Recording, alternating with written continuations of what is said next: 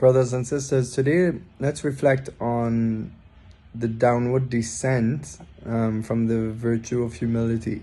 So we've been saying that the spiritual life is probably best captured by the whole idea of going up to God by going down in terms of the spiritual life. In terms of, by the going down part is really captures the sense that how we might first instincts seek to find happiness and to find God is quite the opposite way.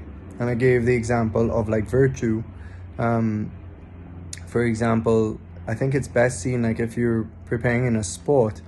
At first there's so much suffering in the sacrifice and the preparation to excel at the sport, and it involves so much to be given up.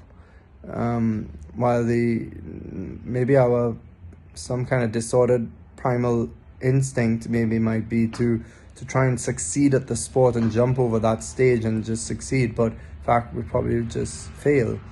But what we're surprised by is that after all of the sacrifice of virtue and preparing well for this game, I say it's football or hockey or whatever it is, then one learns a mastery over that by all the sacrifice.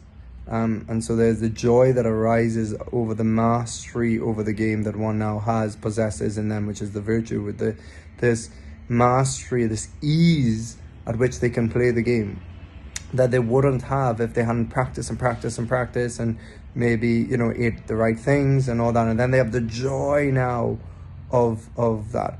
While at first someone might just give into all their temptations, ate whatever they want, slept, overslept, didn't wake up early for their routines, etc.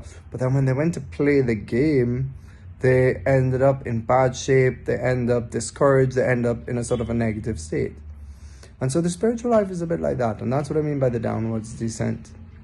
That we have to do things in our spiritual life that might be painful, might be hard, but that will lead us ultimately to the joy of being with God, mastering our life, and the joy of virtue, the joy of being like God and being one with God in the way God is. So today we want to look at the virtue of humility. That, humility is a funny virtue that sometimes we can misunderstand. It doesn't mean that we have to be doormats. It doesn't mean that we cannot do great things or have projects. It doesn't mean that we just shut up and be silent and we just stare into space, or that we don't laugh loud, or we don't, have make jokes, or we don't. In other words, that we're not human. No, humility will actually humanize us, make us quite human. But humility, St. Thomas says, is really about recognizing the truth. It's tied to the notion of the truth. A humble person is sober about what is true. And that means it's sober about their defects as well. Sober even about their strengths, the gifts that they have, but they recognize that the good things that they do not stem only from themselves, but stem ultimately from God. So a humble person is someone who's tremendously grateful, just grateful to have life, grateful for the gifts that they have. And so a humble person is safeguarded from maybe that temptation for all of us that the grass is green on the other side, which could be a form of pride, that we're saying to God that what we don't have right now is enough for me. And so and therefore all the other sins like greed and envy and all that could trigger on. So a humble person avoids that spiral of sin.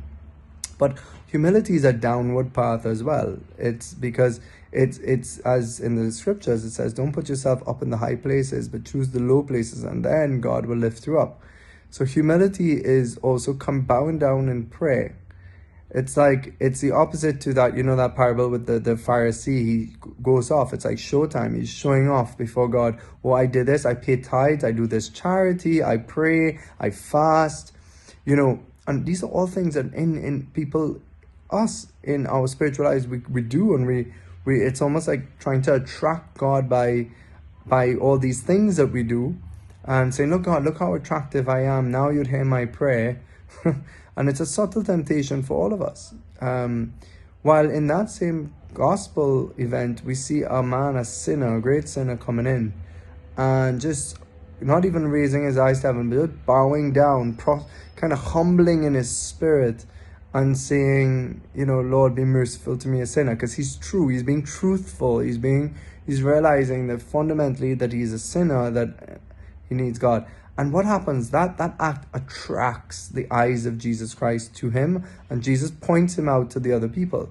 So that humility attracts the eyes of God, basically. And that's a principle, for our spiritual life. The more humble we go and we realize, Lord, I'm nothing. I'm actually nothing. All the good that is in me has come from you. And therefore, if God has given us gifts, a humble person means I have to fulfill those gifts. I have to develop my talents and gifts for God. That's a humble thing to do, because it came from God, and God didn't give it for no reason. So let us humble ourselves to attract God.